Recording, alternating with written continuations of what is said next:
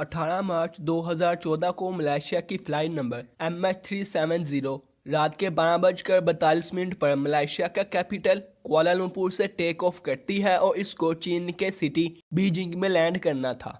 ये flight take off के चंद minute बाद मलेशिया का बॉर्डर लाइन क्रॉस करती है और फिर रडार सिस्टम से गायब हो जाती है।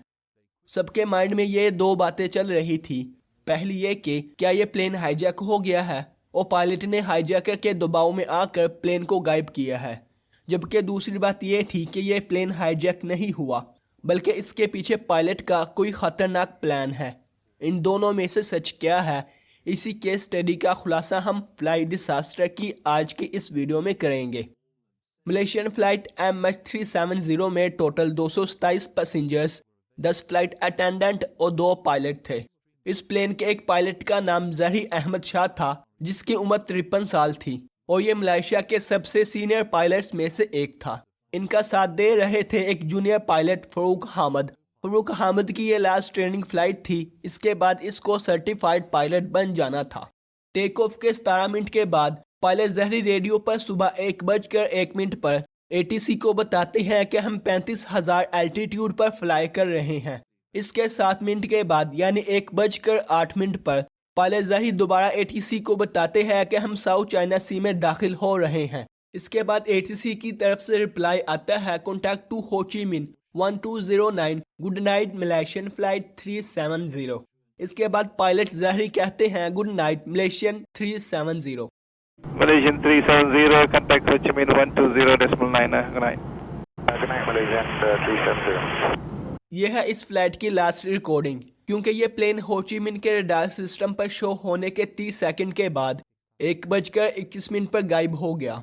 हो ची मिन ने इस फ्लाइट को कांटेक्ट करने की बहुत कोशिश की, लेकिन पायलट का कोई रिप्लाई नहीं आया। हो ची मिन को उसी वक्त इन सब के बारे में कुआलालंपुर की टीम को इन्फॉर्म करना चाहिए था, लेकिन जब तक उन्होंने ऐसा करने के लिए फोन उठाया तो उस वक्त तक पूरे 18 मिनट गुजर चुके थे। और दूसरी तरफ कुआलालंपुर की टीम को 1 घंटे के अंदर अंदर इन सब के बारे में एयरोनॉटिकल रेस्क्यू कोऑर्डिनेशन सेंटर को इन्फॉर्म करना चाहिए था, लेकिन इन्होंने भी ऐसा करने में 4 से 5 घंटे लगा दिए, लेकिन तब तक बहुत देर हो चुकी थी। अब घड़ी पर 6:32 हो चुके थे। ये वही टाइम था जब इस फ्लाइट को चीन के सिटी बीजिंग में लैंड होना था, जहां लोग अपने प्यारों का इंतजार कर रहे थे। कुछ ही वक्त में ये खबर आग की तरह पूरी दुनिया में फैल गई। सोशल मीडिया और न्यूज़ चैनल्स पर सिर्फ एक ही खबर चल रही थी।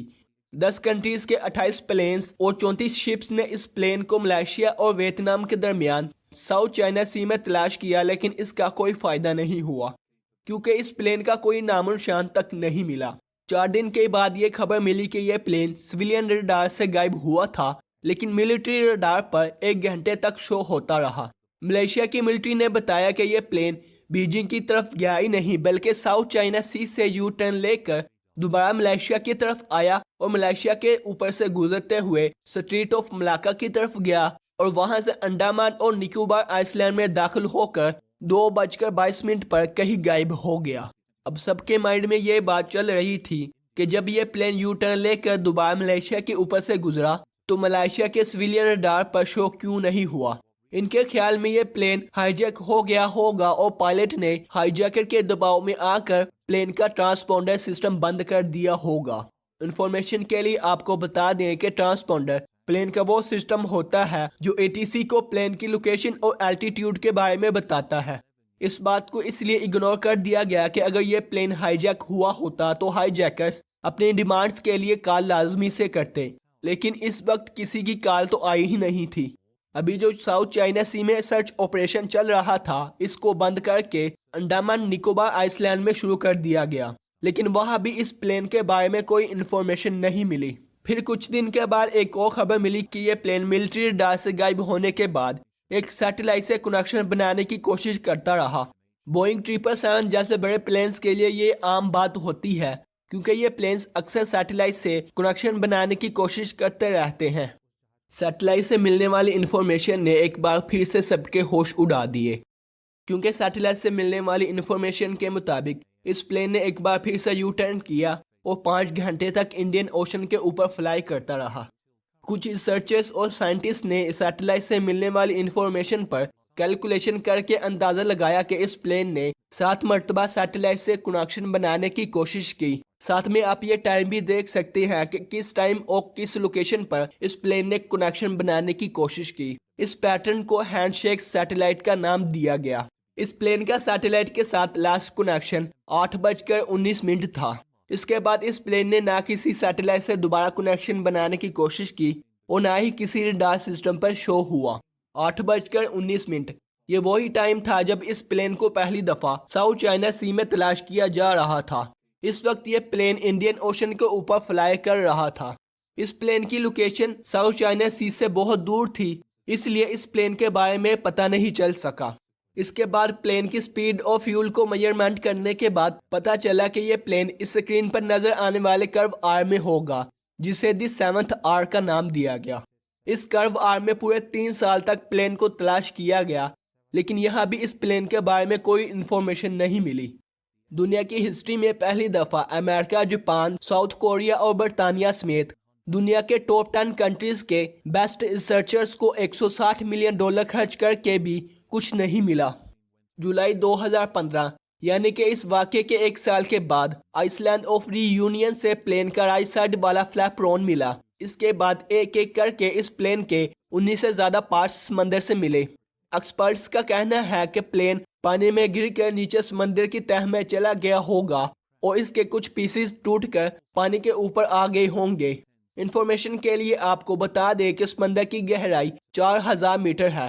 سمندر کی اس گہرائی پر بہت زیادہ اندھیرا ہونے کی وجہ سے آج تک کوئی بھی اس جگہ پر نہیں جا سکا۔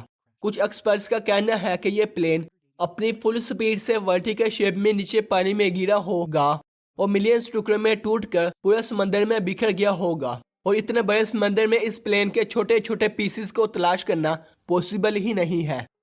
2018 میں ایک امریکن کمپنی اوشین انفینٹی نے سمندر کو 3D سکین کیا، لیکن ان کو بھی پانی کے اندر سے اس پلین کا چھوٹا سا پیس تک نہیں ملا۔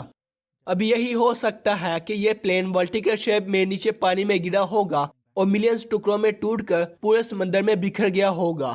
جب یہ سب آپریشن چل رہے تھے تو اس وقت ملائیشیا میں بھی ایک سرچ آپریشن کیا جا رہا تھا، جس میں پلین کے پیسنجرز کا بیک گراؤنڈ چیک کیا گیا۔ اس سرچ آپریشن میں پتہ چلا کہ اس پلین میں موجود 2 ایرانین پیسنجرز محمد مہرداد اور دلاور سید محمد رضا، یہ دونوں فیک پاسپورٹ یوز کرتے ہوئے اس فلائٹ کا سفر کر رہے تھے۔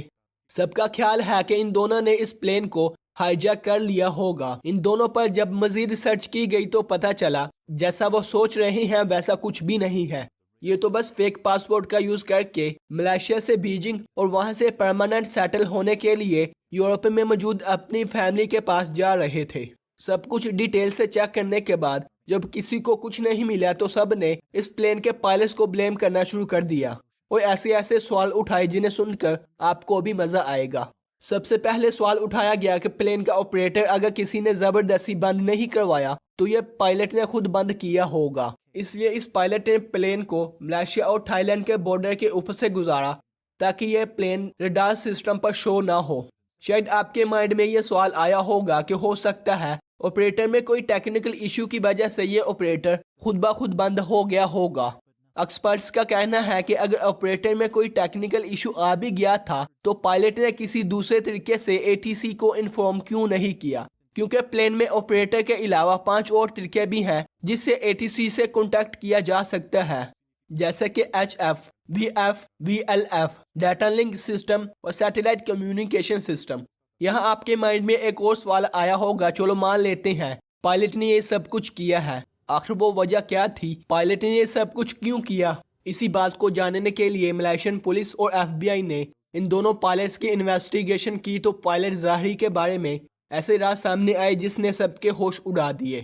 انویسٹیگیشن کے دوران FBI کو پائلٹ ظاہری کے گھر سے ایک فلائٹ سیمولیٹر ملا جس میں ایک پیٹرن ڈرا کیا ہوا تھا۔ یہ وہی پیٹرن تھا جس کو فالو کرتے ہوئے پلین غائب ہوا تھا۔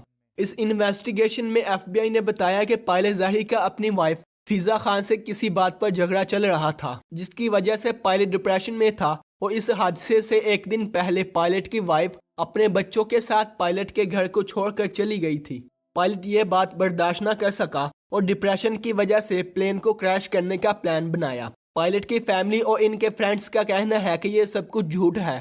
پائلٹ سب کے ساتھ بہت اچھے سے ملتے تھے اور سب سے اہم بات یہ ہے کہ ان کو اپنے کام سے بہت پیار تھا. وہ ایسا بالکل بھی نہیں کر سکتے. اگر 1 منٹ کے لیے مان لیا جائے کہ پائلٹ ظاہری نے پلین کریش کرنے کا پلان بنایا تھا تو آپ کے مائنڈ میں یہ سوال آئے گا اس پلین میں موجود دوسرے پائلٹ فاروق حامد نے پائلٹ ظاہری کو کیوں نہیں روکا اور ایسا کیوں ہونے دیا. یہاں بھی پائلٹ کے بارے میں ایک اور کہانی بنائی گئی ہے. پائلٹ ظاہری نے دوسرے پائلٹ کو کسی کام سے کاکپٹ کے باہر بھیج دیا ہوگا اور کاکپٹ کا دروازہ اندر سے بند کر لیا ہوگا. جب دوسرے پائلٹ نے کاکپٹ کا دروازہ باہر سے اوپن کرنے کے لیے پاسورڈ لگایا ہوگا تو پائلٹ ظاہری نے پاسورڈ کو ریجیکٹ کر دیا ہوگا. انفارمیشن کے لیے آپ کو بتا دیں کہ پلین کو ہائی جیکر سے بچانے کے لیے پلین کا کمپلیٹ کنٹرول کاکپٹ میں پائلٹ کے پاس ہوتا ہے. پلین کے ہائی جیک ہونے کے بعد اگر کوئی ہائی جیکر پلین کا کاکپٹ کا دروازہ باہر سے پاسورڈ لگا کر یا کسی اور طریقے سے اوپن کرنے کی کوشش کرے تو پائلٹ کاکپٹ کے اندر سے ہی ہائی جیکرز کو ایسا کرنے سے روک سکتا ہے. اس پلین میں انٹرنیٹ کی سرورز بھی تھی. اب یہ بھی سوال اٹھتا ہے کسی پیسنجر نے اپنی فیملی کو میسج یا کال کر کے کیوں نہیں بتایا. یہاں ایک اور سٹوری بنائی گئی ہے. پائلٹ نے کاکپٹ سے پلین کی آکسیجن کم کر دی ہوگی جس سے سب بے ہوش ہو گئے ہوں گے اور پائلٹ نے پلین کو سمندر کے اندر کریش کرا دیا ہوگا. پائلٹ ظاہری نے یہ سب کچھ پلان کر کے کیا یا پھر پلین کے ساتھ کچھ اور ہوا تھا؟ اس پر آپ کو کیا لگتا ہے؟ آپ اپنی رائے کا اظہار کومنٹ سیکشن میں لازمی کرنا. اگر آپ کو یہ کیس اسٹڈی پسند آئی ہے تو آپ فلائی ڈیزاسٹر کی اس چھوٹی سی فیملی کا حصہ بنیں کیونکہ آنے والے وقت میں ایسی بہت ہی کمال کی کیس اسٹڈیز آپ کو اس چینل پر دیکھنے کو ملیں گی. آپ اپنا اور اپنے پیاروں کا بہت سا خیال رکھیں اور ساتھ میں ہمارا اس چینل کا بھی. خدا حافظ.